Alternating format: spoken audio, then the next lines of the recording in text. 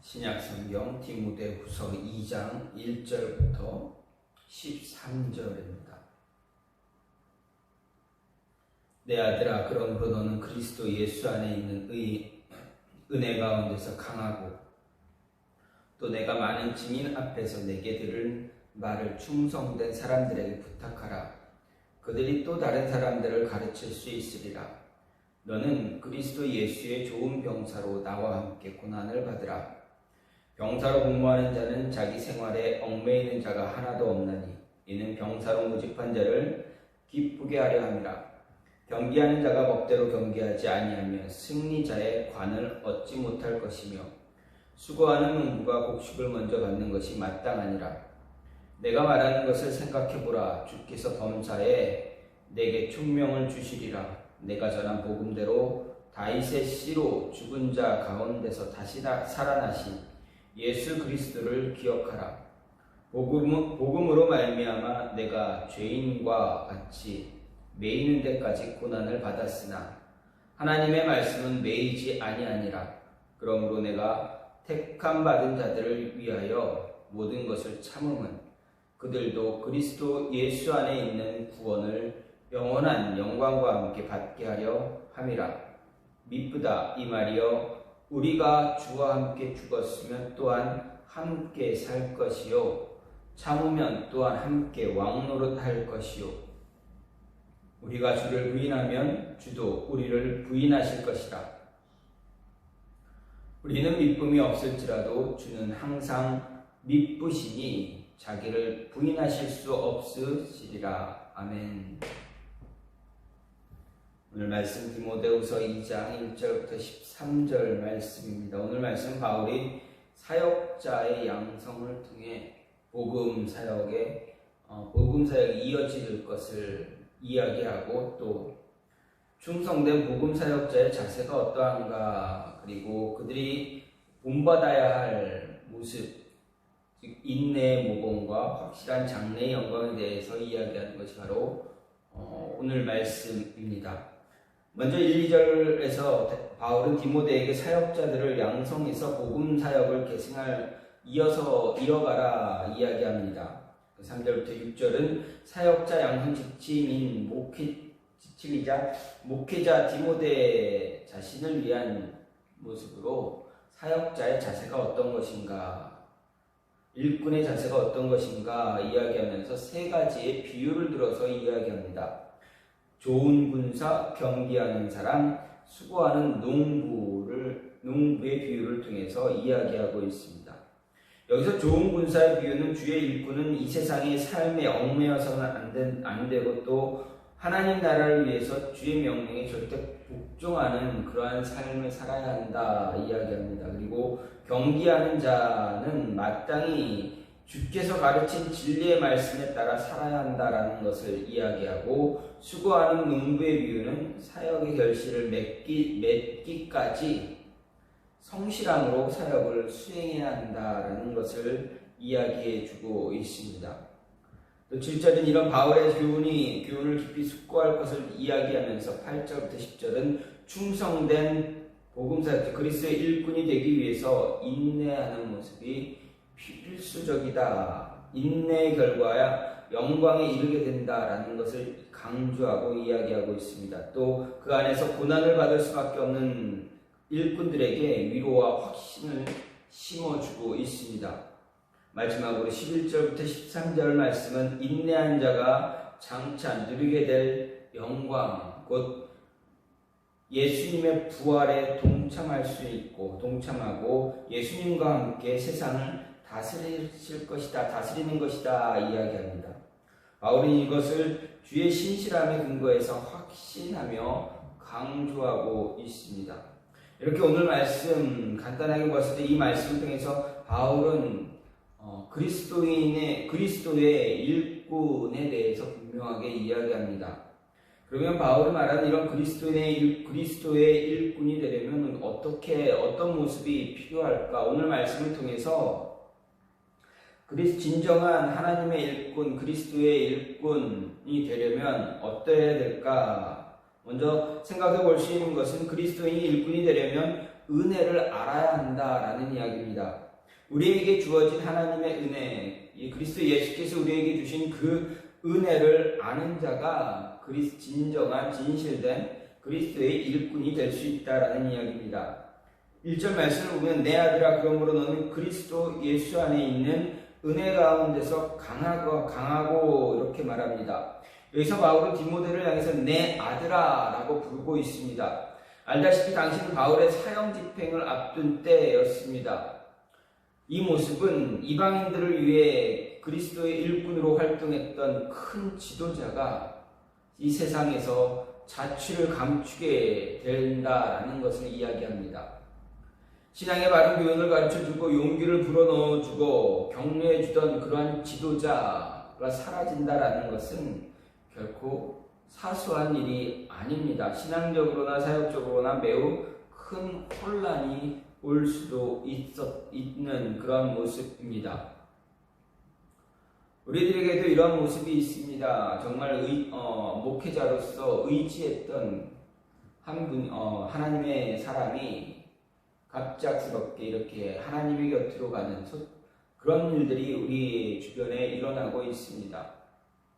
그럴 때 어떻습니까? 정말 신앙적으로나 어떤 것을 다 의지하고 있었던 목사님이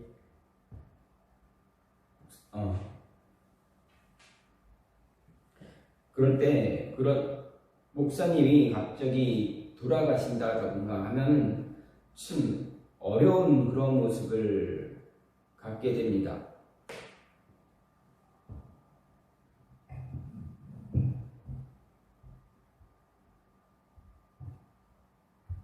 그렇게 되면 매우 힘든 그러한 상황이 일어날 수가 있습니다. 이런 불안감을 가장 절실히 느끼는 사람이 누구입니까? 바로 바울의 영적인 아들 디모데입니다. 에베소 교회에서 목회를 하고 있던 디모데는 앞으로 바울의 도움과 격려 없이 홀로 바울의 몫까지 감당해야 한다라는 것은 정말 큰 부담이 될 수 있습니다. 더욱이 육체적으로 또 성품적으로 연약했던 디모데는 당시 상황 자체가 두려움을 갖게 될 수 있는 그런 위기의 순간이었습니다. 이런 때 바울은 디모데에게 내가 그리스도 예수 안에 있는 은혜 속에서 강하라 이렇게 권면합니다. 이는 곧 위기감이 감도는 상황에서 바울이 디모데에게 또 그런 상황에 있는 모든 성도들에게 그리스도인들에게 전하는 권면의 이야기 말씀이기도 합니다.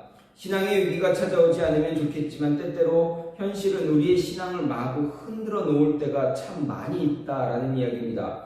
특히 당시 복음전도의 사명과 목회의 책임을 감당해야 했던 디모데처럼 오늘날 우리 역시 책임과 사명을 담당해야 할 때 불안한 미래와 자신의 연약함 때문에 신앙이 자주 흔들릴 때가 있다라는 것은 사실입니다. 하나님께서 사명을 부여하실 때 모세를 생각해 보십시오. 그는 훗날 선지자 중에 선지자로 인정받긴 했지만 당시 하나님으로부터 부름받은 때의 그 모습은 어떻습니까? 광야에서 출애굽 수명을 받을 때 모세는 도저히 그 일을 할 수 없다라고 그 일을 하기에는 합당한 자가 아니다라고 거듭해서 하나님 앞에서 변명을 했습니다. 그 일을 하지 않겠다라고 이야기했습니다. 그 사명 앞에서 자신의 능력과 지식 아무 소용이 없다라고 이야기한 것입니다. 한없이 작아 보였습니다. 왜 그렇습니까? 과거에 40년 전에 모세는 이미 한번 경험했기 때문에 그렇습니다. 자신의 능력으로, 자신의 지식으로 이스라엘을 구원하기 위해서 애를 써보았지만 아무것도 할 수 없었던 그때가 떠올랐기 때문입니다. 그때 그는 도망을 쳤습니다. 광야로 도망왔습니다. 그래서 광야에서 40년을 살았던 것입니다. 한없이 작은 자신의 모습만 40년 동안 발견했습니다. 40년 동안 아무것도 할 수 없었고 자신이 할 수 있는 것은 그저 양을 치는 것에 불과했다라는 것을 알게 되면 어떻게 됩니까? 자신에게 새로운 사명, 비전이 주어질 때 그 일을, 그 비전을, 사명을 감당할 수 있는 모습, 감당하려고 하는 모습 결코 쉽게 나타날 수가 없게 됩니다. 그만큼 스스로가 큰 실패를 경험했고 자신이 어떠한 사람인가를 알게 되었기 때문입니다.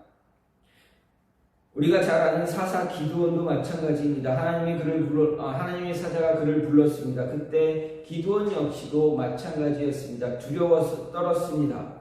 하나님의 응답, 하나님의 말씀이 임했지만 그 말씀이 진짜인지 가짜인지 알 수가 없기에 끊임없이 반복적으로 확인하는 모습도 가졌습니다. 선지자 예레미야도 마찬가지입니다. 하나님의 부르심을 받았을 때 그는 어떻습니까? 자신은 작은 아이다라고까지 이야기했습니다. 두렵고 떨려서 하나님의 말씀할 수가 없다라고 했습니다. 두렵고 떨리는 위기감을 그들은 느꼈던 것입니다.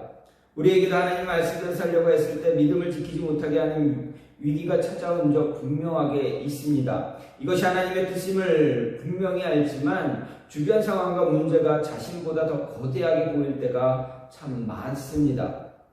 그래서 그 사명과 말씀을 뒤로하고 도망치고 싶을 때가 분명히 있었을 것입니다. 그때 우리는 바로 오늘 우리에게 준 바울의 권면을 되새겨볼 수 있어야 합니다. 신앙의 위기를 느낄 때일수록 우리는 예수님께 더 가까이 나가야 합니다. 왜 그렇습니까? 우리는 나약하지만 우리 안에 계신 예수님은 위대한 전능자이시기 때문입니다.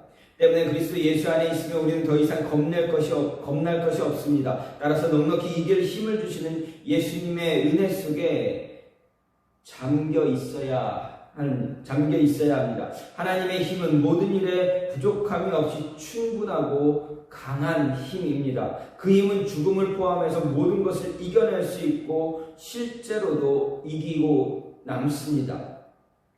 따라서 우리가 하나님의 힘을 공급받게 된다면 죽음을 포함해서 인생의 모든 상황을 극복할 수 있습니다. 이 힘이 바로 하나님께서 예수 그리스도께서 우리에게 매일같이 부어주시는 은혜다라는 것 잊지 말아야 합니다. 우리에게 부어주시는 은혜임을 잊지 말아야 합니다. 우리의 모든 힘의 원천은 바로 은혜입니다.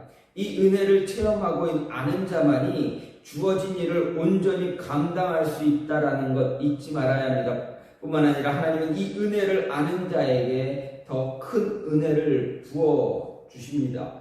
그것을 기억해야 합니다. 은혜를 아는 자가 진실된 그리스도의 일꾼이 될 수 있다라는 것 잊지 말아야 합니다.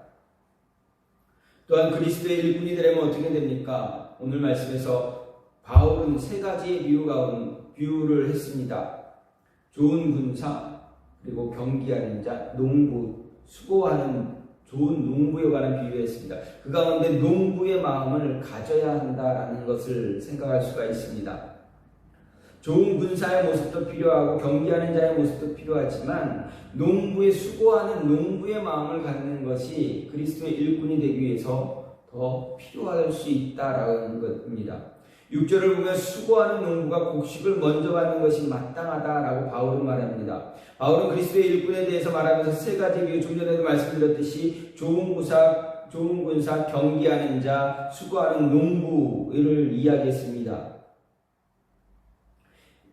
이 세 가지 비유 가운데 농부에 관한 비유는 복음의 열매를 거두기 위해서 필요한 사역자, 그 일꾼의 마음과 그에 따른 실천을 함축적으로 내포하고 있습니다. 즉 전도의 성공을 이루기 위해서 반드시 필요한 일꾼의 자세 무엇입니까? 농부의 마음을 가지는 것입니다. 불타는 열정만으로 복음을 전하는 일꾼이 될 수 있습니다. 하지만 그것이 열매를 맺는다라는 보장할 수가 없습니다. 즉 복음의 결실을 맺기 위해서는 열정만으로 부족하다라는 이야기입니다. 복음의 결실을 맺기 위해서 더 고차원적인 것이 요구되고 있는데 그것이 바로 일꾼이 되는 것입니다. 농부의 모습을 갖는 것입니다. 매우 힘들고 어려운 그런 모습입니다. 바울이 말한 대로 해산한 여인의 고통처럼 우리의 온 뼈마디를 탈골시키고 기진맥진하는 그런 고통이 반드시 따르기 때문입니다. 때문에 내 열정으로 단순간에 많은 열매 거두겠다 생각한다면, 그리고 그렇게 덤벼든다면 힘들고 지쳐서 결국엔 열정도 도전도 다 온데간데 없는 그러한 상태가 되어지고 만다라는 말씀입니다. 이는 우리가 집회를 통해서, 수련을 통해서, 세미나를 통해서 은혜를 받고 헌신하겠다 약속했음에도 얼마 가지 않아서 아무것도 제대로 하지 못하는 그러한 현실을 통해서도 알 수가 있습니다. 그렇기 때문에 바울은 이야기합니다. 수고하는 농부의 마음과 자세가 필요하다 말합니다. 왜 그렇습니까? 파종하자마자 결실을 맺을 수 있는 그러한 작물, 곡물은 없기 때문에 그렇습니다. 파종을 하는 이유는 무엇입니까? 결실을 맺기 위해서입니다. 때문에 결실의 때까지 기다릴 수 있어야 합니다. 작물이 잘 자라날 수 있도록 자라나도록 자녀를 돌보듯이 적극적으로 수고해야 합니다. 또 농부는 작물에 병풍이 생기지 않도록 가장 적절한 방법을 선택해서 정기적으로 주기적으로 돌봐주어야 합니다. 그리고 작물이 잘 자라도록 적당한 환경을 만들어주고 최선의 노력을 다해야 합니다. 잡초도 제거해 주어야 합니다. 그리고 예상하지 못했던 천재지변과도 싸워야 합니다. 만일 농부가 결실을 거둬야 하는데 하는 기대만 갖고 씨를 뿌린 후에 아무것도 하지 않는다면, 또 힘들다고 포기한다면 어떻게 되겠습니까? 곡식은 거두지 못하게 됩니다. 설령 추수를 한다 할지라도 알곡은 없고 쓸모없는 쭉정이만 가득하게 될 것입니다. 복음을 전하는 것도 이와 마찬가지입니다. 그리스도의 일꾼이 되는 것도 동일합니다. 농부의 마음과 수고가 필요하다라는 이야기입니다. 따라서 결실을 맺길 기대하고 있다면 그 작물에 대한 애착을 가지고 내 자녀처럼 돌봐야 합니다. 사명감만을 가지고 있다고 모든 것을 이룰 수는 없습니다. 수고의 노력을 함께 해야 합니다. 기도하고 신방하고 마음을 나누고 믿음이 자라도록 힘써야 합니다. 결실을 맺어가기 위해서 애쓰는 그 기간에 오해도 생길 수 있습니다. 어려움도 있을 수 있습니다. 핍박이 일어날 수도 있습니다. 고통이 일어나고 고난, 이런 모든 어려움들이 한꺼번에 몰릴 수도 있고, 동시에 모든 것이 다 나타날 수도 있고, 하나 이겨냈더니 또 다른 하나가 다가올 수도 있습니다. 또 그것을 이겨냈고 견뎌냈더니 또 무언가 다가옵니다. 이러한 모습이 반복적으로 일어날 수도 있습니다. 정말 많은 시간 동안 이런 모습에서 인내하며 이겨내야 할 때가 참 많습니다. 이런 수고를 감당하는 자에게 바울이 무엇라 이야기합니까? 먼저 곡식을 얻게 될 것이다 말합니다. 수고하는 농부, 그가 가장 먼저 곡식을 얻을 것이다 말합니다. 다시 말해서 수고하는 그리스도인 농부의 마음을 가지고 주의 일을 감당하는 그리스도의 일꾼 되려면 이러한 수고와 인내를 감당할 수 있어야 하고, 그러한 일꾼들이, 그러한 하나님의 일꾼이, 그리스도의 일꾼이 열매, 곡식을 얻을 수가 먼저 얻게 될 것이다 이야기하는 것입니다. 또한 이 곡식을 얻기 위해서, 이러한 열매를 얻기 위해서 무엇도 있어야 됩니까? 내려놓는 준비도 있어야 합니다. 모든 것을 내려놓을 준비도 해야 한다라는 말씀입니다. 농부가 곡식을 위해서 자신의 시간과 물질, 모든 것 내려놓는 것처럼 그리스도의 일꾼이 되기 위해서는 이처럼 자신의 시간, 자신의 어떤 욕망, 욕심, 물질, 자신이 가지고 있는 또 다른 많은 것들을 내려놓아야 가능하다라는 것입니다. 진정한 하나님의 일꾼, 진실된 일꾼이 되길 원한다면 정말 쉬지 않고 수고하는, 부지런하게 성실하게 일하는 농부의 마음을 가져야 하고, 그 모습처럼 그 농부와 같이 움직여야 한다라는 것입니다.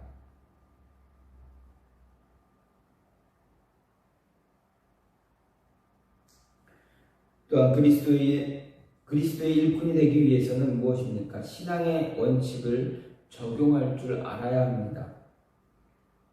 7절 말씀을 보면 내가 말하는 것을 생각해보라. 주께서 범사에 내게 총명을 주시리라. 이렇게 바울이 이야기했습니다. 이것은 표면적으로 보면 교훈을 받은 사람들이 그 교훈에 대해 심사숙고하길 바라면서 그로 인해 하나님께서 그 교훈을 완전히 이해하게 하실 것이라는 의미로 볼 수 있습니다. 하지만 이 말씀은 더 강력한 메시지로 우리에게 무언가를 요구하고 있음을 볼 수가 있습니다.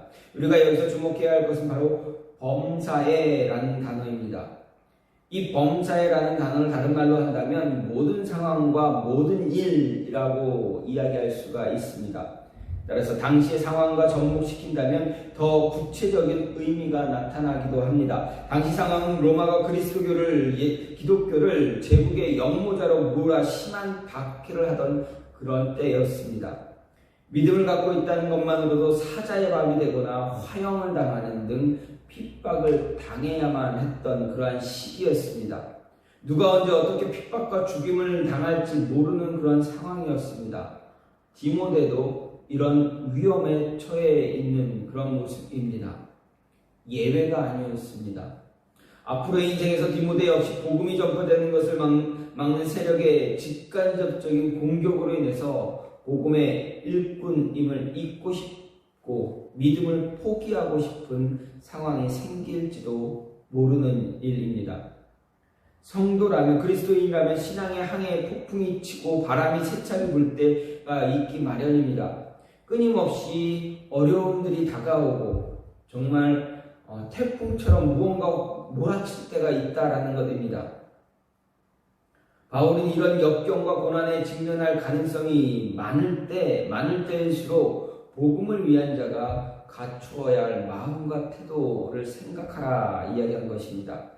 또 그럴 때 하나님께서 그에게 그 말씀을 완전하게 알도록 해주신다라는 이야기입니다. 또 즉 어떤 상황에서도 복음전도 그리스도의 일꾼으로서 신앙의 원칙을 적용하며 실천할 때, 그렇게 살아갈 때 하나님의 은혜가, 하나님의 도우심이 임한다라는 것 이야기하면서 강력하게 권면하는 것이 바로 오늘 이 말씀입니다. 7절 말씀입니다.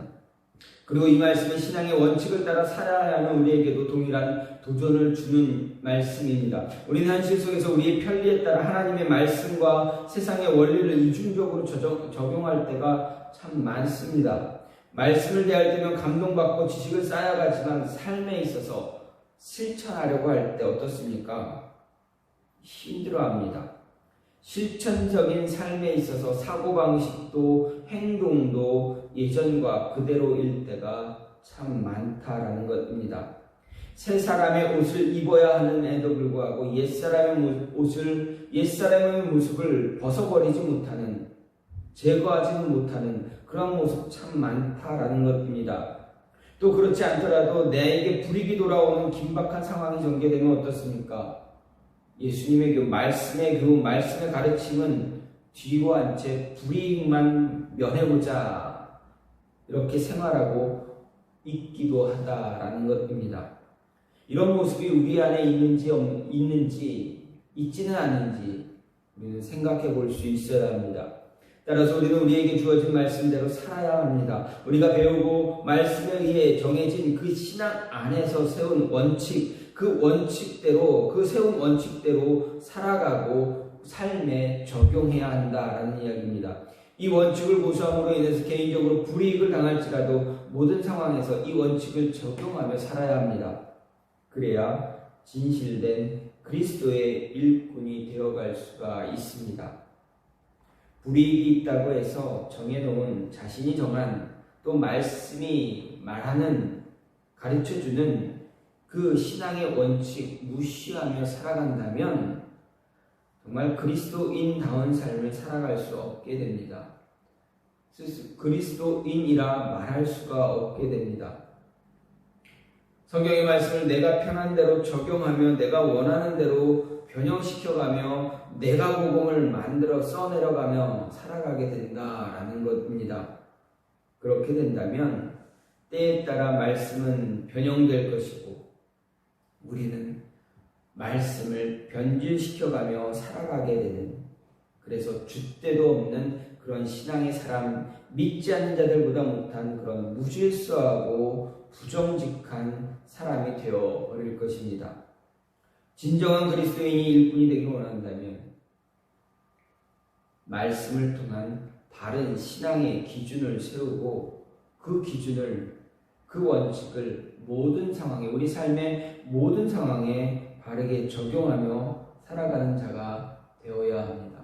이러한 모습 갖기 위해서 바울은 어떻게 하라고 이야기합니까? 이어지는 8절에서 뭐라 이야기합니까? 그리스도를 기억하라 이야기합니다. 신앙의 원칙, 내가 정한 말씀이 가르쳐주는 그 신앙의 원칙대로 살아가기 위해서 그리스도를 기억하라 이야기하고 있습니다.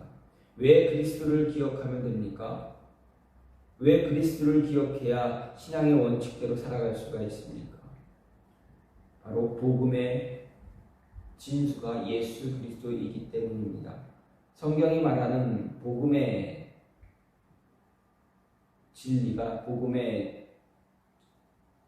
복음이 바로 예수 그리스도를 이야기하고 있기 때문입니다. 예수 그리스도를 기억하면 우리는 삶에서 신앙의 원칙을 적용하며 살아갈 수가 있습니다. 그리고 수고하는 농부의 마음을 갖고 살아갈 수가 있습니다. 그리고 은혜를 아는 자가 될 수가 있습니다. 그리스도를 알면 하나님의 은혜, 알게 된다라는 것입니다. 여러분, 그리스도의 일꾼이 되길 원하시는 겁니까? 아니, 우리가 원한다고 해서 되는 것은 아닙니다. 하나님께서는 이미 우리를, 저와 여러분 모두를 그리스도의 일꾼으로 부르셨습니다. 그러면 우리는 그리스도의 일꾼, 신실한 그리스도의 일꾼이 되어줘야 합니다. 그러기 위해서 우리에게 부어주신 은혜를 알아야 합니다. 은혜를 기억해야 합니다. 그리고 농부의 마음, 수고하는 농부의 마음을 간직해야 합니다.